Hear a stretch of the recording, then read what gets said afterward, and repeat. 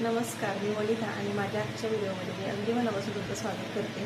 तर लाडक्या बहीण योजनेचा हप्ता मिळणार आहे आणि तो कधी मिळणार आहे आणि किती तारखेपर्यंत मिळणार आहे, तर मी तुम्हाला या व्हिडिओमध्ये सविस्तर सांगते. तर लाडक्या बहीण योजनेचा 11वा आणि 12वा हप्ता जर कोणाचा राहिला असेल तर तो हप्ता जूनच्या शेवटच्या आठवड्यापर्यंत मिळणार होता, पण तो हप्ता आता जवळजवळ मला वाटते 6 तारखेपर्यंत मिळून जाईल. जुलैच्या आषाढी एकादशी आहे त्या दिवशी मिळून जाणार आहे अशी शक्यता आहे.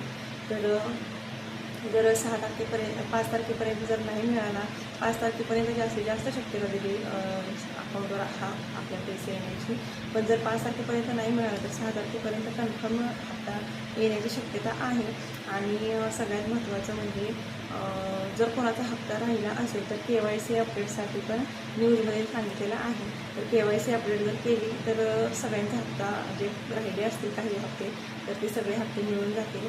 तर धन्यवाद. मी त्याच व्हिडिओ आजचा माझा थांबवते आणि चॅनलवर जर नवीन असेल तर प्लीज चॅनलला सबस्क्राईब करा आणि व्हिडिओ आवडला असेल तर व्हिडिओला लाईक जरूर करा. धन्यवाद.